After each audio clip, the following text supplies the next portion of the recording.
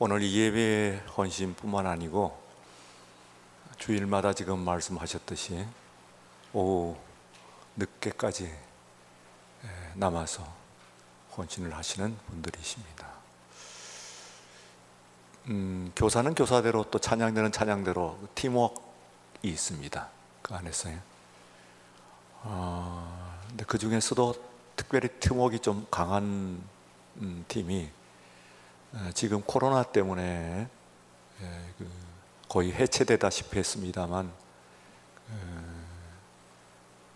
주차 봉사하시는 분들이 오늘처럼 이렇게 날씨가 급격히 기온이 떨어지기라도 하면은 쉬운 일이 아니죠. 어려운 일을 해서 그런가요? 서로 부축하는 가운데서 아마 끈끈한 그 동지애 같은 것이 있나 봐요. 그래서 남다르게 조금 더 견고한 진한 그런 팀워크를 보이는 팀이고, 또 이 재정부가 그렇습니다. 재정부가 물론 하시는 일들은 힘듭니다만 그러나 그 안에서 이제 서로 받는 위로가 클 줄로 믿습니다. 여러분 서로 나누는 위로 위에 하나님의 위로와 하나님의 은혜와 하나님의 축복 여러분들에게 함께 하시고, 오늘 이 밤 시간에 예배드리는 여러분들 모두에도 추운 날씨에 은혜 바라고 나왔으니 은혜 주실 줄로 믿습니다. 말씀 바라고 나섰으니 나의 생을 가리키는 인도하는 말씀 되게 하여 주옵소서. 기도하러 나왔으니 기도의 제목을 달고 주 앞에 드릴 때에 이 밤 시간 예배하는 가운데서 놀라운 하나님의 음성이 들리고 하나님의 음성이 축복이 응답이 여러분의 예배 가운데서 임하시는 귀한 축복의 한 시간이 되시기를 축원합니다. 미국 뉴욕 대학 의과대학에서 연구를 했습니다. 미국의 뉴욕 대학이라고 하면은 미국에서도 메디칼 곧 의대 중에서도 손꼽히는 대학입니다. 해마다 약 한 7,000명, 8,000명 정도의 미국에서도 그리고 또한 세계에서도 수재들이 지원을 하는데 실제 거기서 선발되는 사람들은 한 300명 정도밖에 되지 않습니다. 매우 들어가기 어려운 그런 세계에 말하자면 최인류 의과대학이다 그렇게 생각할 수가 있습니다. 연구를 했습니다.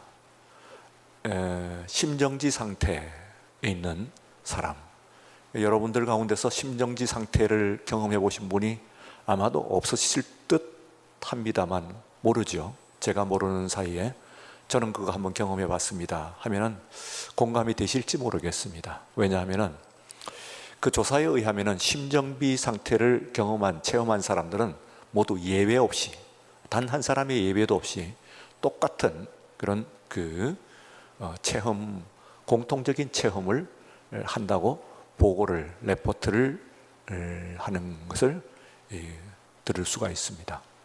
심정지라고 하는 것은 여러분들이 말 그대로 심장이 뛰는 박동이 정지한 것이죠.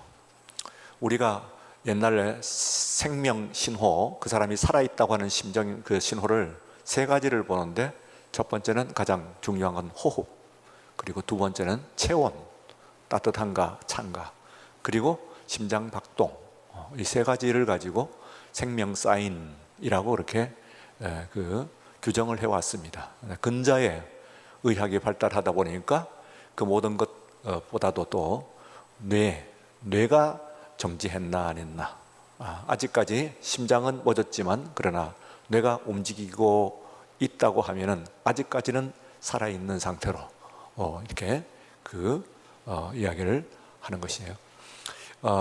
또 뇌는 정지를 했습니다만 그 반대로 또한 그 생명신호가 또 끊어지게 되면은 그러면은 그것도 하나의 죽음으로 그렇게 생각을 합니다. 하여튼 그 일치하지 않는다고 하는 것을 이야기하는 것인데, 어쨌든 그 요지는 죽었다가 살아난 사람을 이야기합니다. 이 세상에서 더러는 드물기는 합니다만 그러나 죽었다가 살아난 사람, 곧 심장이 정지되었다가 다시 살아난 사람들이 희귀하게 보고가 되고 있습니다. 그 사람들이 하나같이 다시 살아나서 죽음의 저편으로 살짝 건너갔다가 다시 살아난 사람들이 이야기하는 것이 공교롭게도 모두가 일치하는 몇 가지의 증언들이 있습니다. 그 중에서 처음에 그 심장의 박동을 위해서 그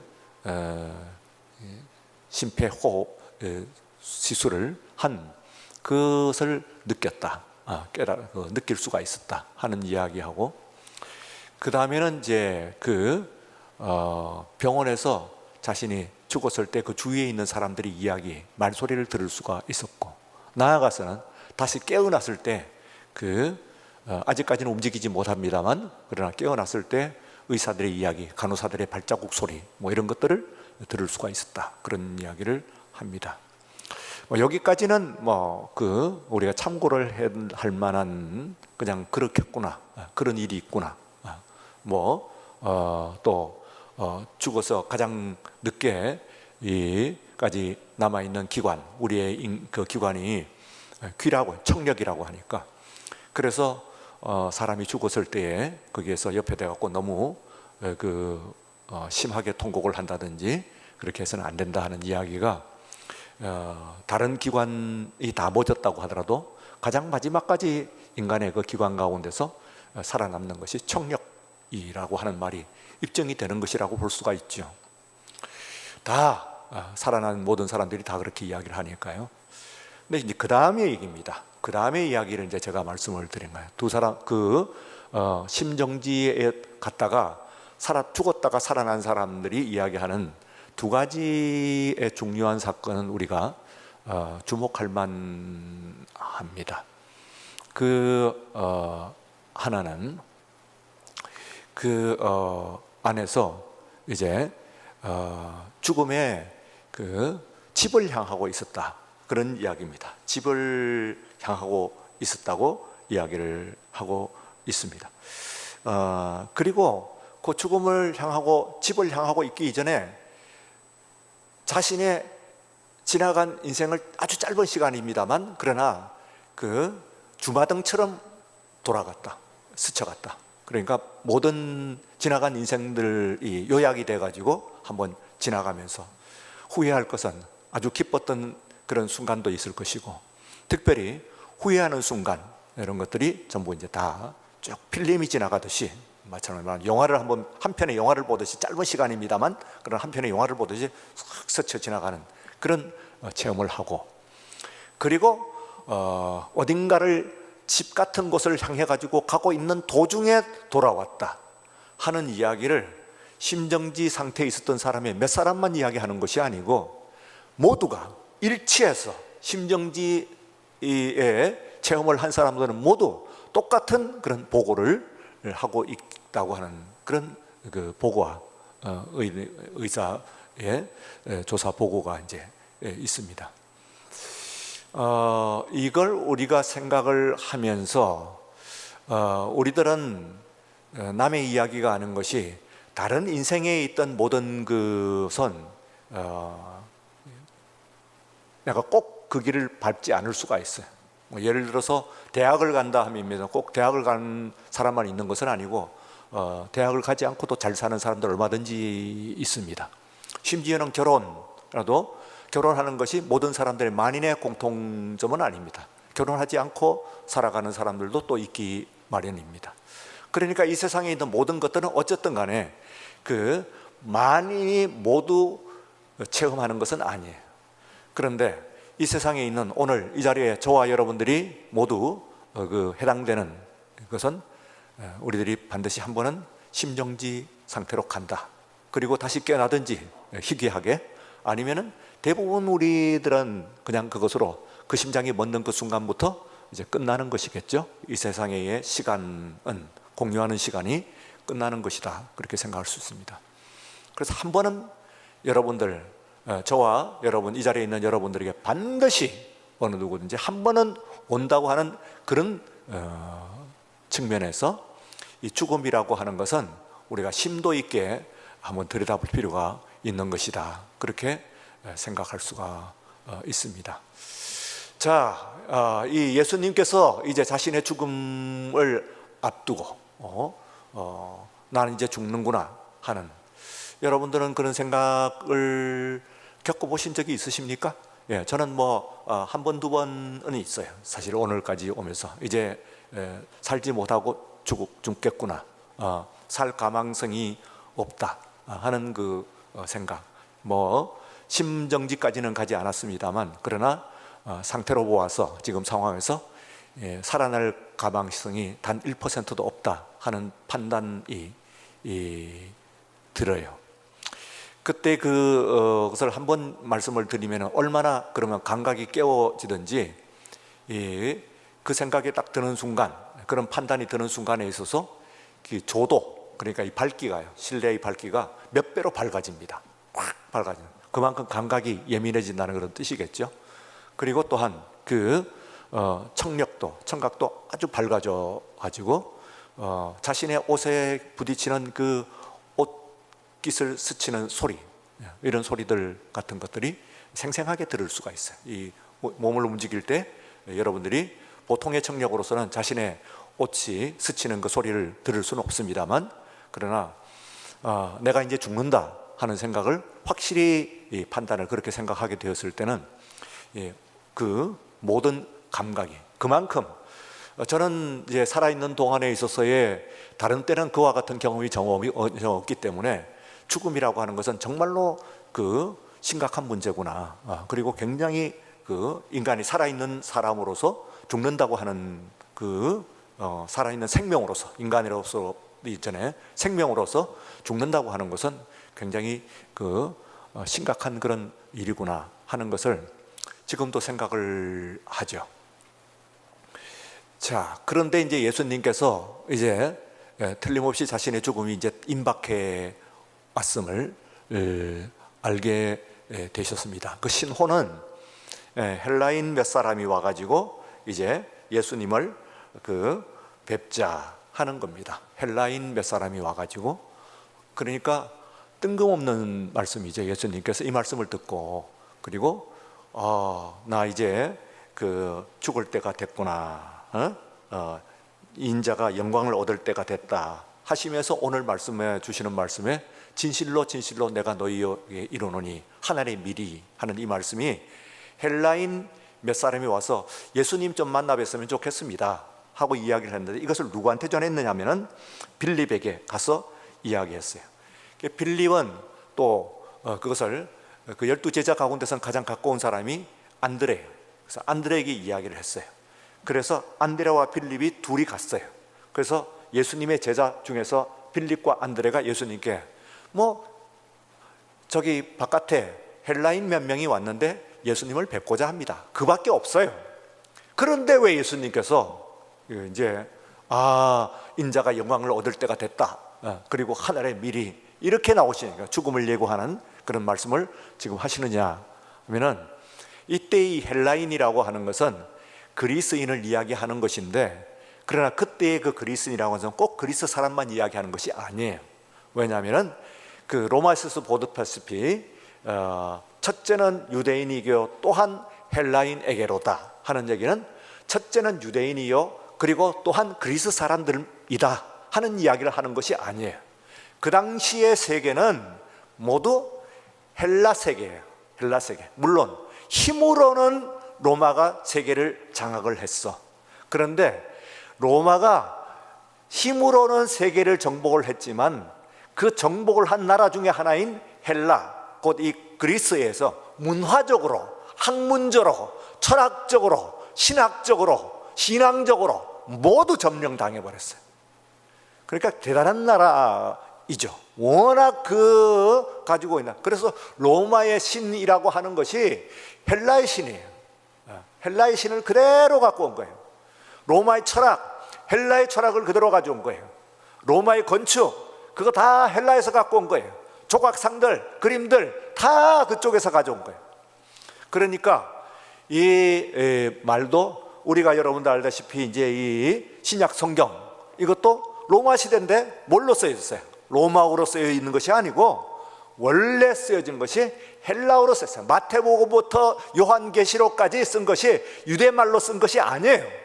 아예 처음부터 로마 말도 아니고 또 다른 나라의 말도 아니고 헬라어로 쓴 거예요. 왜요? 그 당시에 세계는 문화적으로는 헬라가 세계를 정복을 했기 때문에 이 헬라가 국제 통용어예요. 그래서 헬라어로 썼다는 것은 헬라 사람에게 성경을 읽히려고 하는 것이 아니고 세계인에게 성경을 읽히게 하기 위해서, 유대말로 쓰면은 유대인만 읽고 그리고 세계의 사람에게 복음을 전할 수가 없기 때문에 세계인에게 복음을 전하기 위해서는 그 당시에 세계어인 헬라어로 써야만 세계 사람에게 그것이 전달되는 거예요. 따라서 오늘 여기에서 이때 있는 사람은 헬라 사람이긴 합니다만, 그러나 이 사람이 헬라 사람이 왔다 하는 이야기가 세계 사람이 왔다, 그런 이야기입니다. 세계 사람이 왔다. 그래서 세계의 사람이 세상에 있는 여러 나라 열국에 있는 그 만국에 있는 사람들이 예수님을 만나러 왔다는 거예요.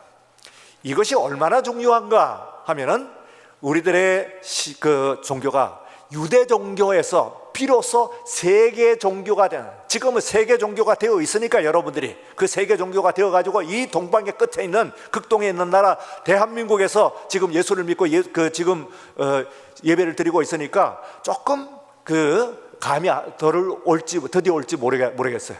그런데 그 당시는 명확하게 아직까지는, 그 당시까지는 기독교는 예수님 지금 이 요한 그 복음이 이때까지는 유대 종교입니다. 유대인에 국한된, 유대의 영토에 아직 벗어나지 않은 그런 그 유대 종교예요. 그런데 헬라인이 예수님의 소문을 듣고 또 여러 가지 경로를 통해 예수님에도 관심을 가지고 왔어요. 그래서 이 사람이 와가지고 당장 뭐 예수님을 믿고 어떻게 한 그런 것은 아니라고 하더라도 어쨌든 세계 사람이 문을 두드렸다, 예수님의 그 방문을 두드렸다 하는 것에 의해 가지고 이제 달라진 것이죠. 우리가 봤듯이 이 요한복음 앞에 있는 3장에서 니고데모는 유대인 중에 유대인이잖아요. 그러니까 유대인 중에서 유대인 남자가 그야말로 그는 그 율법학자요, 70인 공의회 중에서 그래 가장 유대인이에요. 그 사람이 예수님의 밤에 문을 두드렸어요. 그런데 이때는 명절에 예배를 하러 올라온 사람 헬라인이에요. 명절에 예배를 하러 올라왔다는 사람은 유대교인이긴 해요, 이 사람이. 그래서 이런 사람을 유대인들이 그 기원은 바빌론 포로인데요, BC 6세기예요. 주전 6세기에 바벨론 포로로 끌려갔어요. 근데 유대인들이 사는 것이나 모든 것들이 굉장히 독특해요. 다른 사람들이 봤을 때 벌써 경건해 보이는 거예요. 남달리 보이는 거예요. 그래서 그 포로로 끌려온 사람들의 생활 방식과 그들의 가치관과 무엇보다도 그들이 믿는 하나님에 대해서 경외하는 마음을 가진 사람들이 있어요.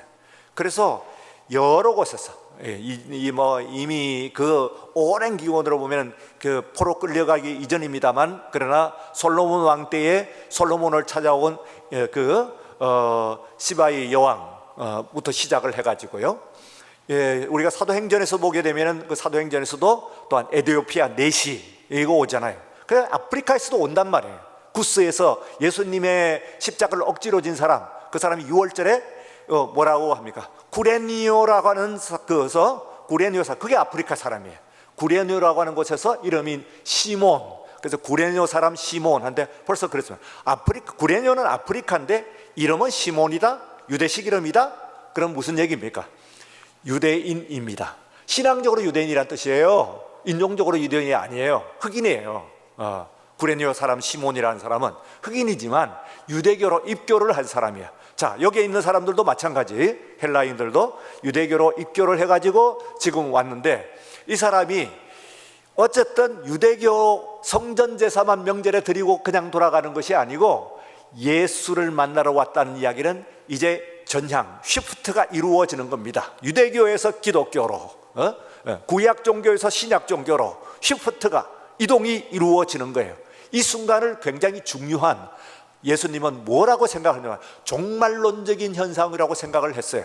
종말론적인 현상이라고 것이라고 하는 것은 이때의 우리들의 그 종말론은 이런 얘기입니다. 신약성경에서 얘기하는 종말론은 물론 이 시대에 있어서의 마지막 때에 일어날 일들, 세기의 마지막에 큰 전쟁이 일어나고, 그리고 또한 사람 천년왕국이 오고 새하늘과 새 땅이 오고 하는 그것도 물론 종말입니다만, 그 이전에 333 그랬죠. 777 그랬죠. 일곱 두루마리, 또 일곱 나팔, 일곱 대접 이러는데, 그 일곱이라고 하는 건 뭐냐면 역사의 시간을 쭉 펼치면은 이쪽부터 저쪽까지야. 그래서 모든 세대가 일곱 세대로 나누어지는 쭉 흘러가는 세대야. 온 역사의 전 세계를 얘기하는데, 특별히 그 중에서도 예수 그리스도께서 십자가를 지신 그때부터가 종말이에요. 그래서 지금 여러분들이 어디에 사냐면 종말에 사는 거예요. 종말론적인 시간. 여러분들은 지금 종말론적인 시대를 살아가는 거예요. 한편에 있어서는 교회의 시대다, 한편에 있어서는 성령의 시대다, 그렇게 이야기해도 좋고, 그리고 또 한편 그것이 교회가 있고 그리고 성령이 역사하시는 시대가 아니면 종말론적인 시대를 여러분들이 지금 살고 있다, 그렇게 생각할 수가 있습니다. 그래서 이 헬라인들이 왔다 하는 것은 꼭 그 사람만 이야기하는 것이 아니라 세계 사람들이 예수님을 찾는다고 하는 것이 굉장히, 예수님께서는 이것은 의미 있는 시간, 오늘 이 밤의 시간에 대한민국 21세기 2022년 11월 30일 오늘 마지막입니다. 내일이면 이제 12월 첫날로 가요. 11월 30일 이 마지막 날에 예수님께서 주님께서 보시기를 여러분들이 수요 예배에 오신 것을 주님께서 굉장히 의미 있게 생각하시는 줄로 믿습니다. 너 왔느냐? 너 왔느냐? 하고 지금 귀히 보실 거예요.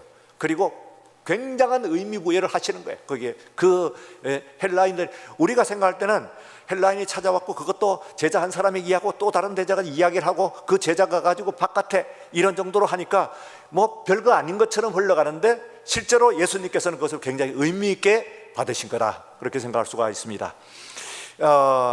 그런데 이때에 이제 드디어 본격적으로 내가 죽음을 이야기할 때가 되었다 하고, 하나님의 미리 죽으면 죽지 않으면 하늘 그대로 있고, 죽으면 많은 열매를 맺느니라. 이 말씀을 여러분들이 들을 때 어떻습니까? 다시 저 바깥에서 헬라인 몇 사람이 찾아온 것을 그냥 아뢰이는 보자고 하는데요 하는 것처럼 좀 힘들어간 느낌이 안 드세요? 왜요? 미리 죽는 것에 대해서 여러분들이 죽는다고 심각하게 생각해 보셨어요? 미리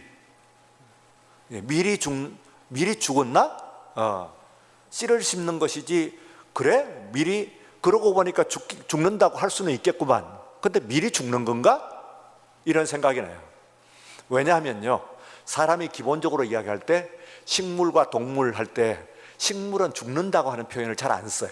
그렇죠? 동물은 죽지. 동물은 식물을 가지고 우리가 죽는다는 그런 생각을 잘 안 하거든. 그 중에서도 동물 중에도 뭡니까? 여러분들이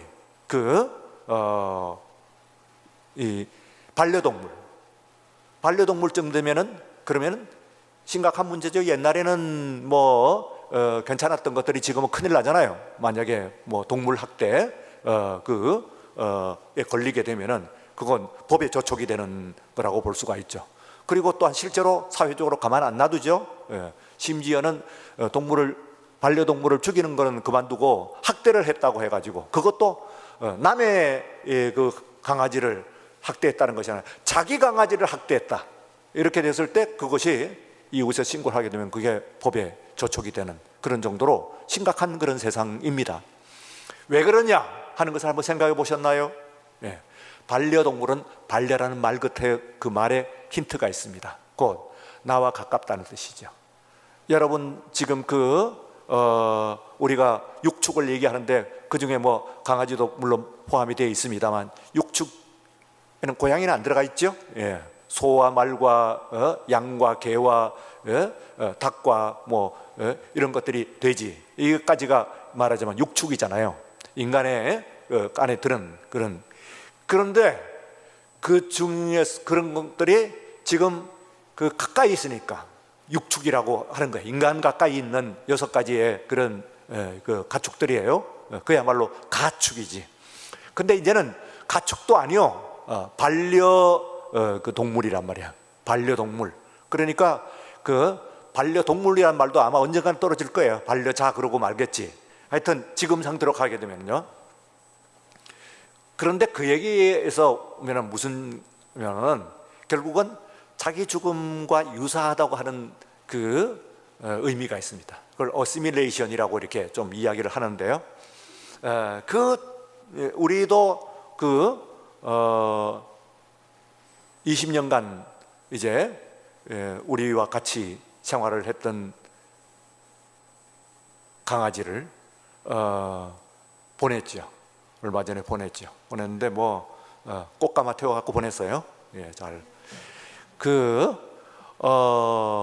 아주 그럴듯해요. 이렇게 관에 넣어가지고 꽃으로 장식을 해가지고 이렇게 잘 일을 하는데, 가지고 온 가족이 돌아가 보면서 애도를 하고 하는 애도 기간만 상당히 가졌습니다. 무슨 이야기입니까? 어떤 의미에서는요, 자기 자신을 보는 거거든요. 그게 그 육축 중에서도 먼데 있는 것은 우리들이 여러분들이 매일 먹는 그런 이 쇠고기나 이런 것들에서 동물 학대, 동물 죽음 이런 것들을 이야기하지 않거든요. 이게 그래도 또 그런 것을 이야기하는 사람들도 있습니다. 그것도 이제 그래서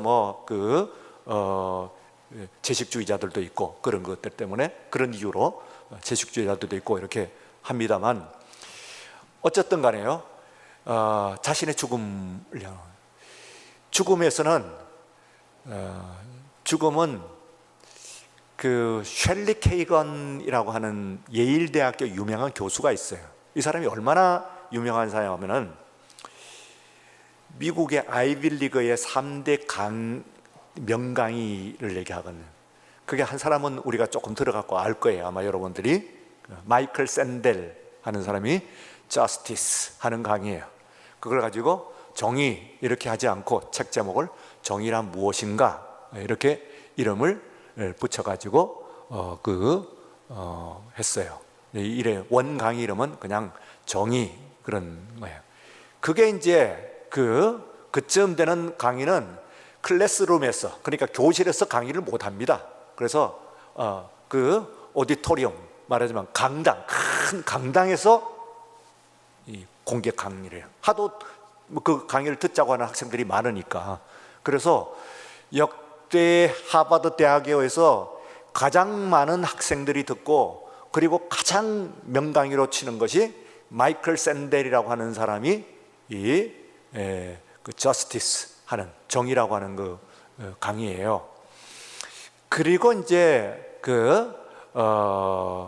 또 하나의 것이 바로 셸리 케이건의 이 죽음이라는 거예요. 죽음. 그것도 마찬가지로 죽음이란 무엇인가 하고 번역이 됐는데, 사실은 이제 death, 그렇게 되는 죽음이라고 하는 강의입니다. 이 강의도 워낙 유명하고, 또 두 사람 다 우리 한국에서 초청이 돼가지고 그 강의를 하고 갔기 때문에 언론에도 많이 알려진 그런 사람이에요. 그래서 이 세계에서 지금 현재 죽음학에 있어서는 가장 유명한 사람이 바로 이 셸리 케이건이라고 하는 사람이, 이 사람은 예일 대학교예요. 아이비리그의 학교 중에서 가장 유명한 학교가 하버드, 그 다음은 예일, 두 학교를 치죠. 그래서 미국의 명사들, 대통령을 위해서 명사들을 가장 많이 배출한 학교들이 하버드 아니면 예일 두 학교입니다. 그래서 바로 그 예일 학교에서 가장 최고의 명강의, 지금 현재 가장 최고의 명강의로 치는 사람이 역시 마찬가지로 셸리 케이건이라고 하는 사람인데, 죽음이란 무엇인가 하는 책에서 보면은 죽음이라고 하는 것은 우리 삶의 목적이라는 거예요. 목표. 우리가 사는 것은 죽기 위해서 사는 거지. 우리 완성된 삶의 완성이다 하는 측면에서 죽음을 바라봐요. 그래서 그 죽음을 우리가 깨닫게 되면은 그러면 삶도 따라서 완성되고 행복해진다, 그런 말씀을 하고 있죠. 그래서 이 세상에서 지금 현재 죽음이 왜 문제인가 하면은 죽음을 피하고 싶은 어떤 것, 두려운 것, 이런. 오늘 지금 예수님께서도 육을 가지고 계신 표현을 쓰십니다. 내가 그냥 이 세상에서 가현, 말하자면 도세티즘이라고 하는데, 그냥 우리의 눈에는 육신을 가지고 있는 것처럼 보입니다만, 그러나 실제로는 그분은 육신일 수는 없습니다. 영적인 하나님이 어떻게 육신을 가질 수가 있습니까? 그분은 영이십니다 하고만 생각하는 것을 가현설이라고 해요. 물론 이단입니다, 초대교회예요. 그런데 예수님께서 그렇지 않고 육신을 가지고 계시다 하는 것을 성경에서 분명히 힘주어서 그 가현설에 대해 방어를 해요. 이미 성경이 쓰여질 당시에 그런 가현설의 이단들이 나왔기 때문에 그 성경이 방어를 하는 겁니다. 예수님은 정말 육신이시다. 그런 숨을 내쉬고 만져봐라, 뭐 음식을 드신다든지 이렇게 자신이 가지고 있는 이제 육신을 성을 보여주십니다. 그 중에 하나가 육신을 가지고 있는 존재들의 공포. 육신을 가지고 있는 존재들은 다 그 육신이 죽음을 겁을 내는 거지. 그래서 예수님께서 오늘 여기에 말씀 가운데서 뭐라고 그러냐면은 내가 27절, 지금 내 마음이 괴로우니 무슨 말을 하리요 하고 하나님께, 아버지께 기도를, 아버지여 나를 구원하여 이때를 면하게 하여 주옵소서. 죽지 않게 해달라는 말씀입니다. 그러나 내가 이때를 위하여서 왔나이다. 이것은 그분의 삶의 목적이에요. 으로서의 죽음이에요. 그 두 가지가 26절에 있는 말씀을 우리가 오늘 잘 들어야 돼요. 27절에 있는 말씀을, 지금 나는 마음이 괴롭습니다. 아버지여 나를 구원해서 이때를 면하게 해주십시오. 이 죽음 십자가를 면하게 해주십시오. 그러나 내가 이때를 위해서 왔습니다 하고 이제 주님께서 말씀을 하시는 이 두 가지를 포개어 가지고 오늘 그리스도인들의, 오늘 저와 여러분들의 믿음의 사람들의 죽음을 생각합니다. 죽음은요, 죽임을 당하는 죽음이 있고 또 기꺼이 죽는 죽음이 있습니다. 기꺼이 죽는 죽음. 예수님은 기꺼이 죽으셨죠. 사람이 친구를 위하여 목숨을 버리면 이보다도 더 큰 사랑이 없느니라. 뒤에 있는 15장, 요한복음 15장에 있는 말씀이 나와요. 그럼 기꺼이 죽는 거예요. 내가 친구를 위해 가지고 억지로 죽는 것이 아니고 기꺼이 죽는 거죠. 그러면 그것으로 삶은 완성이 돼요. 물론 여전히 육신을 가지고 있는 존재이기 때문에 그 육신이 죽는 것에 대한 괴로움은 얼마간 있어요. 그러나 그것을 넘어서 가지고 정말 기꺼이 죽는, 우리가 가시고기 이야기는 뭐 다 아시죠? 네. 가시고기 이야기. 조그만 그 손가락 크기의 조그만 그런 민물고기입니다만, 이 고기가 이제 수컷이, 아버지가 이제 엄마가 알을 낳을 때가 되면은 아버지가 수초를 전부 모아갖고 알 낳을 둥지를 만들잖아요.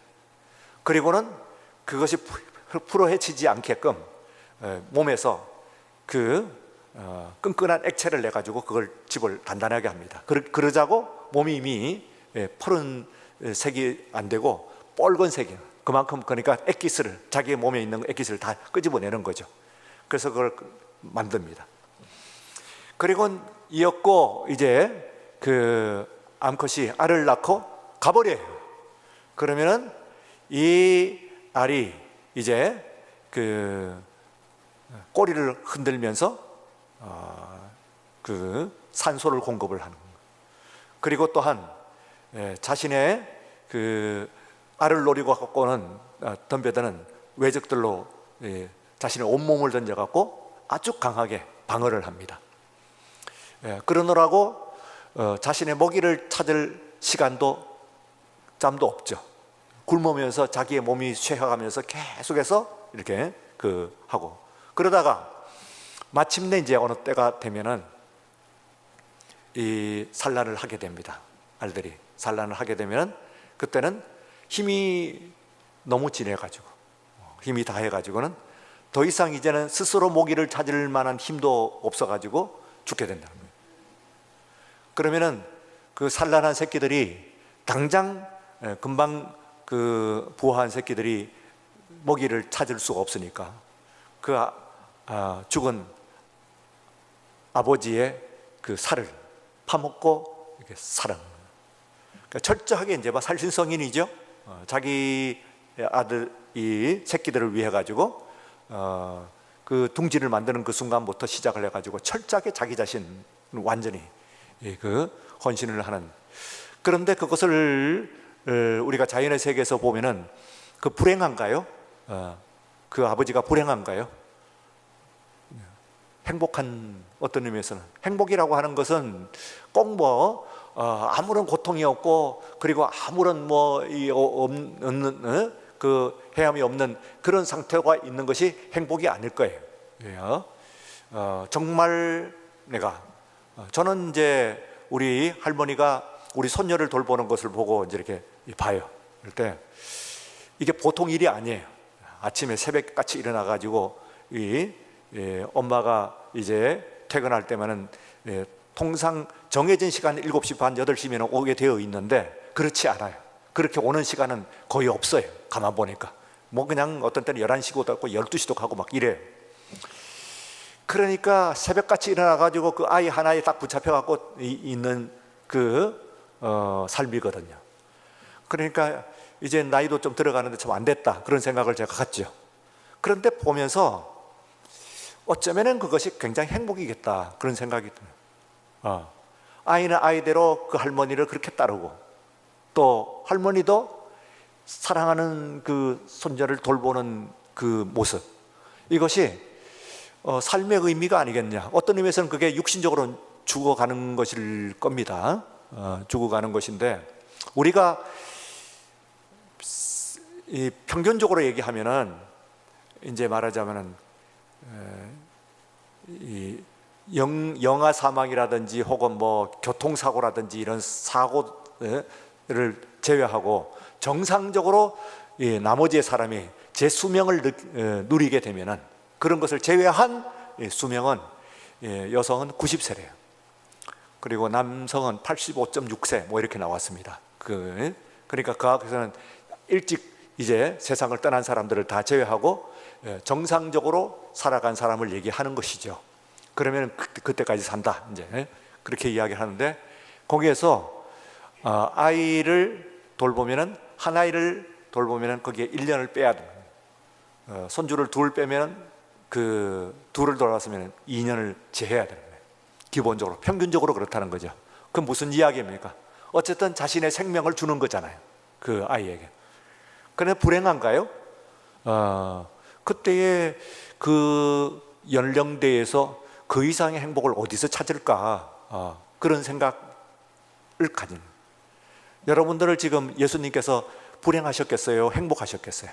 지금 나 이거 이때를 좀 면했으면 좋겠습니다 하는 말씀을 하시는 거로 봐서는 힘드셨겠다 하는 생각은 합니다만, 그건 그분이 육신을 가지셨다고 하는 것을 이야기하는 거예요. 그런데 실제로는 자신의 그 생애 소명을 이루셨다고 하는 의미에서 보게 되면은 그거는 얼마나 행복하셨을까. 우리가 뭐 이 안중근 의사도 뭐 이야기하고 뭐 이런 그 이순신 장군도 이야기하고 합니다만 그분들이 불행한가요? 예. 물론 뭐 이순신 장군의 명량 뭐 노량입니까? 이제 마지막 그 전사를 하고 뭐 안중근 뭐 루이순 감옥에서 뭐 최후를 뭐 이야기를 하고 합니다만 그것은 육신을 가지고 있기 때문에 괴롭긴 했을 겁니다. 그러나 어떤 의미에서는 자신이 가지고 있는 그 의지를 그리고 신념을 위해서 자신이 희생할 수 있었다고 하는 의미에서는 정말 행복한 것이죠. 행복한. 그래서 오늘 이 시간에 하늘의 밀이라고 하는 것은 저 멀리 있는 것 같다. 지금 밀도 죽는 거야? 그런 생각인데 그러나 그 효과는 아주 깊이 있는 여러분의 죽음을 들여다보는 거예요. 자, 밀의 죽음은 별로 그 밀이 죽는 것인가 하는 생각을 했다가 지금 점점 들어오면서 조여 들어오는 것이죠. 포커싱 하는 거예요. 그래서 점점 초점을 해가지고 오늘 여기서 자, 마지막 메시지입니다. 여러분, 저와 여러분들은 죽음을 피할 수 없습니다. 한 번 죽습니다. 한 번은. 그런데 그 죽음을 향해서 여러분들은 어떻게 죽을 것입니까? 잘 살다가 지금 세상 사람들이 얘기하는 웰빙이라는 것은 뭐죠? 그저 뭐 좋은 것 먹고 편안한 것을 이야기하는 거예요. 여행도 하고 뭐 즐길 거 즐기고 그러다가 가는 것을 웰빙이라고 얘기합니다. 그러나 기독교적인 웰빙, 신앙적인 웰빙은 좀 다를 거예요. 예수님처럼 사는 거. 세상에서 가장 행복했던 사나이, 가장 행복했던 분, 예수 그리스도. 그분은 자신의 죽음으로서 온 세상을 구원했어요. 헬라인까지. 바로 오늘 이 시간에 여러분들을 구원하신 것이 바로 예수님의 그 십자가의 죽음. 수많은 사람들이 이 세상에 와서 다 죽어갔지만은 그러나 그분의 죽음으로 인하여서 오늘 우리가 우리 하나님의 자녀가 되고 살아있는 줄로 믿습니다. 그러므로 여러분들도 마찬가지. 내가 살아가면서 이 한 목숨, 이 한 생명 살면서 의미 있게 살다가 그냥 세상 사람들이 사는 잘 먹고 잘 살고 잘 놀다가 가는 그런 인생이 아니라 내 삶을 통해 가지고 내 죽음을 통해 가지고 내가 의미 있는 그런 그 죽음을 오늘 다시 우리 교회 이야기를 합니다. 사무엘 무어 선교사 그리고 두 분의 선교사들이 있지 않습니까? 조경희 장로님 그분들의 초상을 밑에 해놓고 돌비로 적어놓고 하는 것은 무슨 뜻이에요? 그분들이 오늘 우리에게 살아있다. 우리가 살다가 죽으면은 그런 기회가 일부러 만들 것은 없습니다만 온다면 그러면 나도 그와 같은 죽음을 나도 하게 하여 주옵소서. 내 가지고 있는 이 작은 한 생명 주를 위해서 헌신하고 이웃을 위해서 세상을 위해서 헌신하는 삶을 살다가 가게 하여 주시옵소서 하는 것이 오늘 여러분들의 신앙의 진실한 고백이요 그리고 기도의 제목이 되시기를 믿음의 소원이 되시기를 주 이름으로 축원합니다. 거룩하신 하나님 아버지 감사합니다. 오늘 이 밤 시간에 헬라인들이 문을 두드렸습니다. 스쳐 지나가는 발걸음이라고 생각했습니다만 그러나 주님께서는 그것을 의미 있게 받아들이시며 자신의 죽음과 연관했습니다. 바로 온 세상의 구세주로 나신 우리 주 예수 그리스도의 죽음의 삶의 의미를 오늘 이 시간 이루려 하심입니다. 오늘 이 시간 우리들이 이 세상에 살아가면서 100년도 되지 않는 삶을 살아가면서 우리들의 삶의 의미는 무엇입니까? 그 가치는 무엇입니까? 오늘 깊이 생각하게 하시고 하나님 아버지 내가 내 삶을 어떻게든 잘 갖고서 내 삶의 죽음의 의미가 분명히 드러나고 그러므로 말미암아 오늘 사는 이 시간이 의미롭고 그리고 행복한 시간이 될 수 있도록 축복하여 주시옵소서. 감사하며 예수님 이름으로 기도리옵나이다. 아멘. 지금은 우리 주 예수 그리스도의 은혜와 하나님 아버지의 사랑하심과 성령의 감동하시고 충만 교제의 역사하심 이 밤 시간 자신의 주어진 삶의 의미를 그리고 죽음을 함께 생각하며 주를 위해 따르겠다고 주를 위해서 헌신하겠다고 다짐하는 모든 신령들 위해와 우리의 모든 기도의 제목들 위해 이제로부터 영원까지 함께 하시옵기를 간절히 축원하옵나이다. 아멘.